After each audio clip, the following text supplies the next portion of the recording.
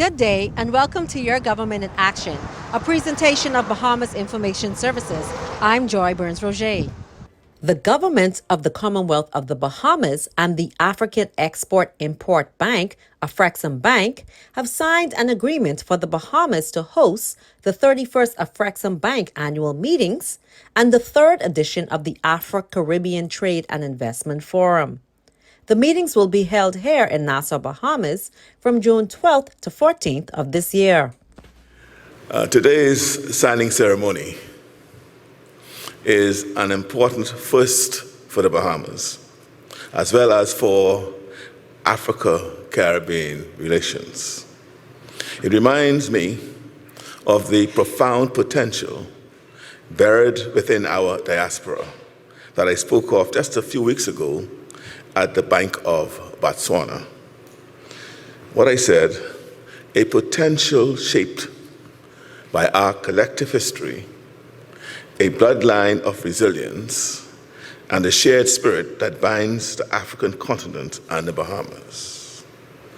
In recognition of this new chapter in diasporic partnership, today, it is with immense pride we officially signed the agreement for the Bahamas to host the African Export-Import Bank's annual general meeting this coming June.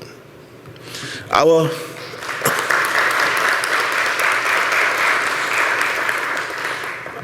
ancestral history is marked by strength in the face of adversity, beauty and creativity, even amid scarcity, and a relentless pursuit of self-determination. In the Caribbean, our forebears who traversed the vast expanses of the Atlantic, not by choice but by force, today unite us in a cause that is far greater than the ocean that separates us. Their dreams, their struggles, and their hopes are encapsulated in this moment as we, their descendants, forge a future where Africa and the Caribbean stand shoulder to shoulder, not just in solidarity, but in economic collaboration for mutual prosperity. Today is a remarkable day. In a simple ceremony, we set the stage for an event which will have been beyond contemplation just a few years ago. Today we sign a hosting agreement that will bring Afrexim Bank annual meeting to the Caribbean, retracing the infamous Middle Passage, but in this case, giving it new meaning and purpose.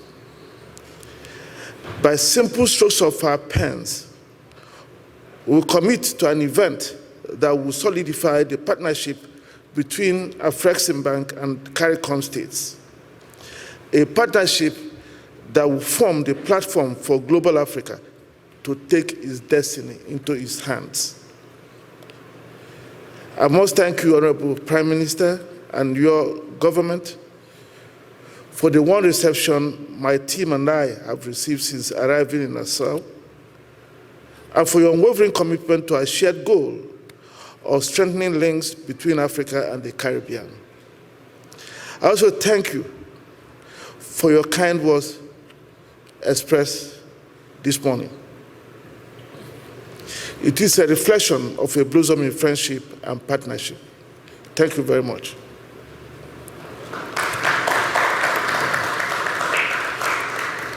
Honorable Prime Minister, about 10 months ago, in June 2023, you were a first-time guest at Afrexim Bank's 30th anniversary celebration and annual meeting held in Accra, Ghana.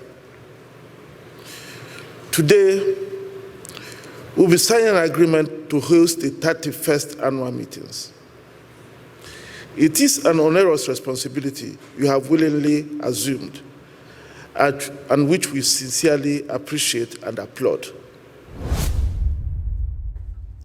Prime Minister and Minister of Finance, the Honorable Philip Davis KC, attended the Renaissance at Carmichael Key presentation ceremony on April 11, 2024.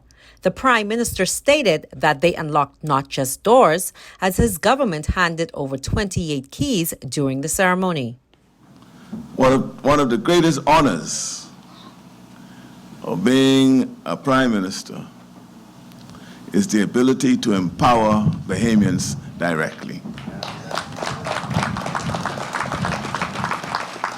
Today we are doing just that, handing over 28 keys to families ready to unlock the doors to their new homes and starting a chapter filled with new memories. This moment symbolizes and represents hope, stability, and the promise of a brighter future. Today's event is a powerful reminder of why I ventured into politics. That is, to make a real difference in people's lives. We are here to create a country where the government meets the Bahamians halfway, where hard work and perseverance are rewarded, where striving towards your best ensures that there's a ladder waiting for you, and where, if you find yourself in challenging circumstances through no fault of your own, you can rest assured knowing that the government has your back. This mission is personal for me. My mother was a maid. My father was a fireman and then a taxi driver. Despite those odds, they made it work. They instilled in me the values of hard work, resilience, and the belief that no matter your background, education or income, you deserve a fair shot at success in this country. That is the Bahamas my administration is fighting for. To our new homeowners, from the police officers who safeguard our communities, to the nurses who care for us, from the beauticians who uplift our spirits, to the firefighters who protect us, from the housekeepers and taxi drivers who keep our daily lives moving smoothly, to the computer analysts, casino workers, network administrators, office administrators, and executive assistants who drive our economy forward. Today is for you. You embody the spirit and determination of Bahamian people. As we hand over these keys, remember that they unlock not just doors, they unlock potential, dreams, and the very essence of what it means to strive for and achieve a better life. This is the kind of country we are committed to building, one where every Bahamian has the opportunity to succeed, regardless of their starting point.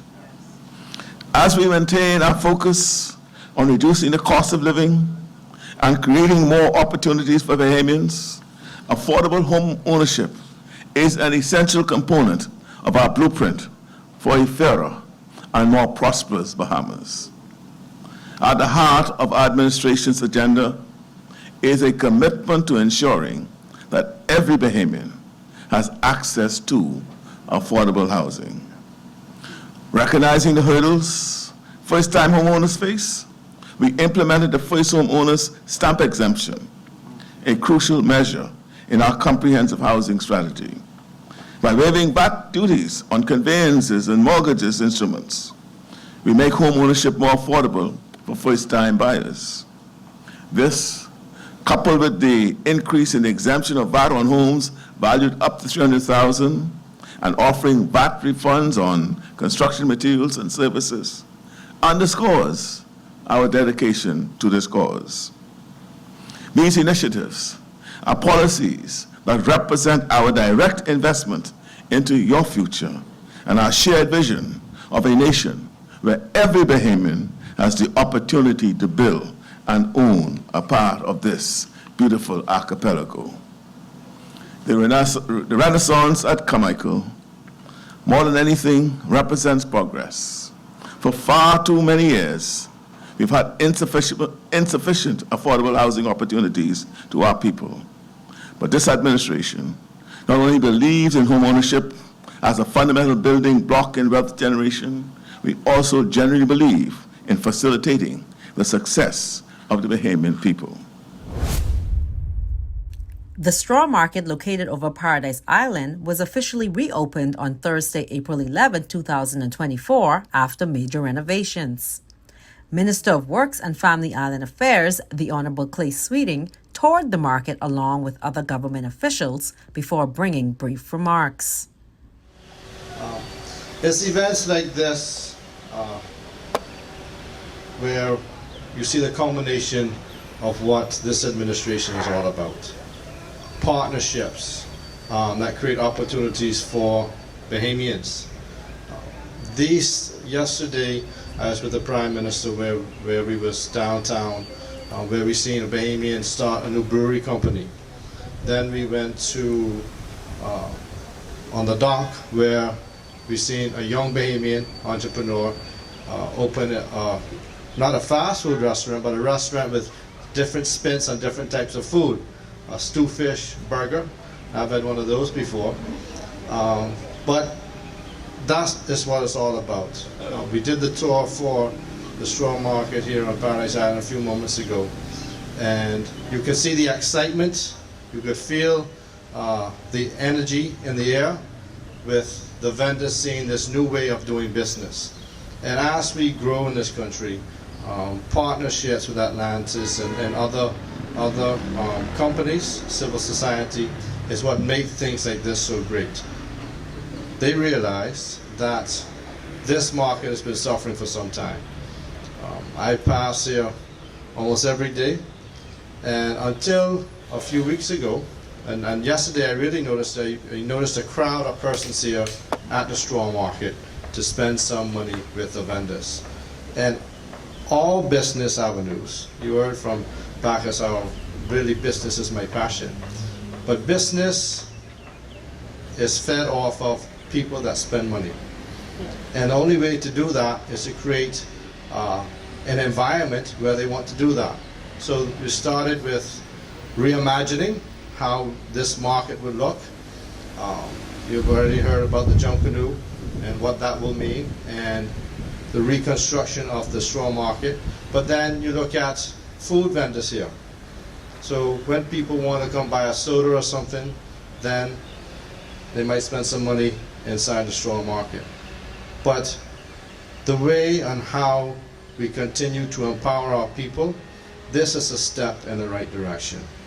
And I would like to see us to not let this momentum die, but to continue to reimagine how partnerships empower our people. And because the government can't do it by themselves, but when you have private enterprise assisting in one way or another, then you really are able to touch our people. And these, most of the straw work, the raw material comes from the Family Islands.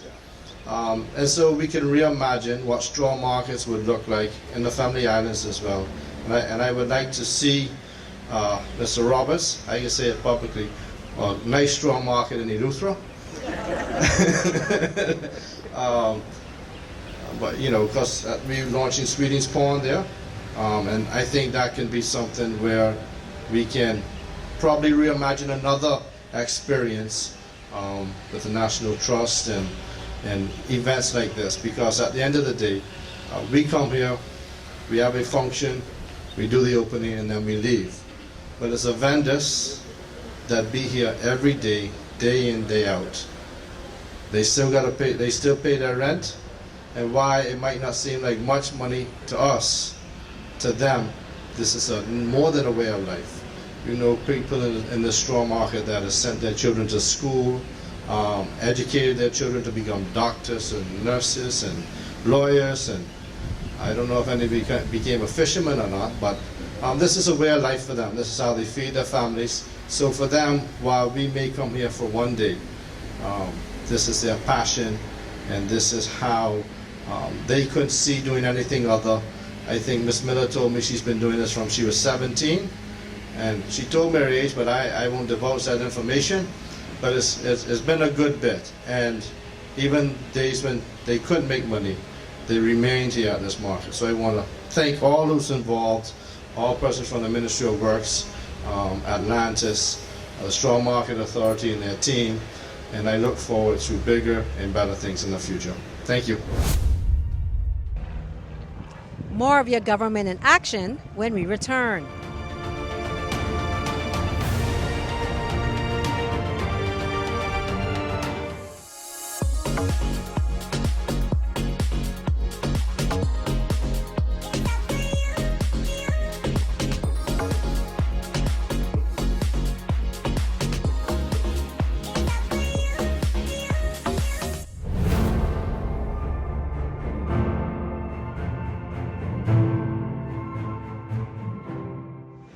Welcome back to Your Government in Action, a presentation of Bahamas Information Services. I'm Joy Burns-Roger. The Minister of Works and Family Island Affairs, the Honorable Clay Sweeting, expressed gratitude to the People's Republic of China for its contribution to the renovations presently underway at the Thomas A. Robinson National Stadium. Prime Minister and Minister of Finance, the Honorable Philip Davis KC, was also in attendance and brought remarks. The Thomas A. Robinson National Stadium is an iconic venue that holds a special place in the heart of many Bahamians, and its restoration represents a significant milestone for our nation. Although repairs are still underway, I want to extend my heartfelt gratitude to all those within the Ministry of Works and Family Island Affairs and contractors who have been working tirelessly to complete the work, making this a world-class track and field and aquatic stadium. From the skilled craftsmen who labored on site to the project managers who meticulously coordinated every detail, your dedication and experts have breathed new life into this historic stadium. This stadium holds more than just sporting memories.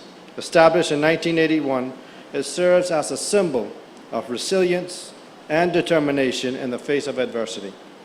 The challenges have overcome in restoring this facility are a testament to the spirit of the Bahamian people. I wish to express sincere gratitude to the People's Republic of China, whose government gifted the Bahamas with a stadium more than a decade ago and is honoring that commitment with the assistance of much-needed repairs. Ambassador Ching Lee, we thank you for your dedicated service and commitment during your tenure as the Ambassador of the People's Republic of China to our nation. Through your leadership, even when I was in agriculture, we have witnessed significant advancements in various areas of collaboration, including infrastructural development, trade, agriculture, and cultural exchange. And as you prepare to conclude your tenure and embark on your new endeavors, please know that your legacy of cooperation, friendship, and partnership will continue to serve as a foundation for further collaboration and growth in the years to come. You know, today we celebrate a significant milestone in the enduring friendship and partnership between the Bahamas and the People's Republic of China. This partnership continues to flourish and bring forth projects of monumental significance to our country. I want to express my government's gratitude for the renovation and repairs of the Thomas A. Robinson National Stadium, a symbol of sportsmanship and unity for the people of the Bahamas. This stadium has served as the setting for many great moments in our athletic history, allowing us to host world-class track and field meets and other events.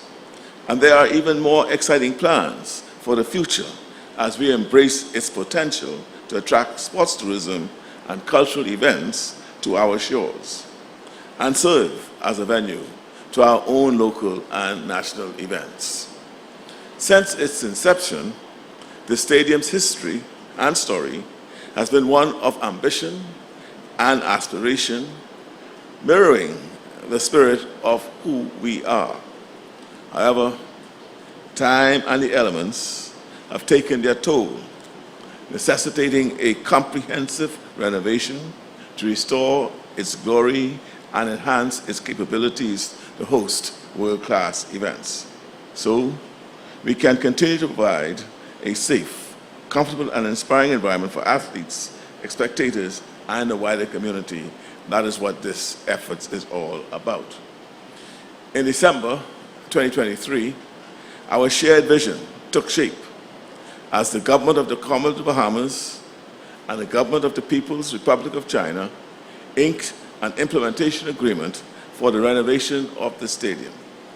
This gesture of goodwill and friendship from the Chinese government to undertake the China Aid Maintenance and Renovation Project of our national stadium stands as a testament to the strong bonds that unite our countries. This project, executed by China Urban Construction Research Institute Company Limited and China Machinery Industry Construction Group Company Limited, reflects our shared commitment to excellence, innovation, and mutual development. The renovation is ambitiously planned in 2 phases, encompassing structural repairs, aesthetic enhancements, and crucial system overhauls, ensuring that the stadium meets and exceeds international standards for sporting and cultural events. As we reflect on the significance of this project, I am grateful to Ambassador Dai, who helped to make this project possible. As we bid her farewell, just a few days ago, we also celebrated the bridge building and deep cultural exchange fostered between our nations. Just as we have shared resources, shared dreams, and shared aspirations for the betterment of our people, this stadium renovation project is a physical embodiment of our vision for collective progress. This collaboration is not just an infrastructure project, it is a symbol of our mutual respect and commitment to advancing our societies through shared endeavors. The renovated Thomas A. Robinson National Stadium will stand as a monument to what we can achieve together. After a 5-year hiatus, a 2-day agribusiness expo was launched during an official ceremony held at the Gladstone Road Farmers Market site on Friday, April 12, 2024. Prime Minister and Minister of Finance, the Honorable Philip Davis KC, was in attendance and brought remarks. From the Secretary, I hear from Canada. And I can just say to all of you, I am the product of subsistence farmers. Both my maternal and paternal grandparents were subsistence farmers. One in Exuma and the other in Canada where I grew up. And in those days we said we lived on the land. And well, I'm a bit older than the permanent secretary, because when he went to the field in those days, they could have harvest and sell. When I grew up in Canada, we couldn't harvest and sell, we harvest and ate. And then hope that they shipped it to Nassau, but we harvest and we ate, and we sat back and wished and hoped for what I call boat day. Anybody know what boat day? That's when the boat comes into the island. And you hope when that boat reaches, you have a box on it. And oh, what a feeling when you go down to that dock. And they start calling the names of these boxes. Boy Crow, that's the cousin next door. Answer Hard, that's the one across the street. And then they don't call Gully Davis, that's my grandpa. And I have to walk back home without a box. But it's indeed a great day for agriculture as we restart this agri business expo. So today we do take a critical step to promoting agriculture and fisheries as a meaningful, lucrative opportunity for Bahamians. Bahamas has many exciting developments on the horizon, like the $60 million Blue IDB loan targeting micro, small, and medium-sized enterprises in the blue economy. We have the Bahamas Development Bank and Food and Agriculture Organization's partnership to empower women entrepreneurs in agriculture, creative industries, and tourism. A pilot that will establish best practices for the entire region. We have BAMSI's exploration of strawberries as a viable local crop, which can open the door to wide-scale strawberry farming as a viable opportunity. And we have more grants and loans going out to agriculture and fisheries-based businesses. The agriculture and fisheries sectors are on the rise as more Bahamians tap into the business potential of these emerging industries. Several years ago, with the exception of a few pioneering Bahamians, there is far too little focus placed on food production as a pathway to entrepreneurial success. But now, many Bahamians are now seeing the vast potential. In many ways, this is also a throwback to years past. There was a time in our history, which we spoke about earlier, when both subsistence and commercial farming were not just commonplace, they were necessities. From our very early days as a colony and a nation, agriculture was a part of the Bahamian culture. However, with the passage of time, climate and soil-related difficulties, a lack of strategic development and research over the years, and the modernization of transportation technology and global supply chains, we have come to increasingly rely on imports. But times are changing. It is no secret that there is a vast untapped potential in our agricultural sector. Egg production and poultry farming alone represent million-dollar opportunities that local farmers are keen to take advantage of. We all recognize the economic advantages of developing agriculture.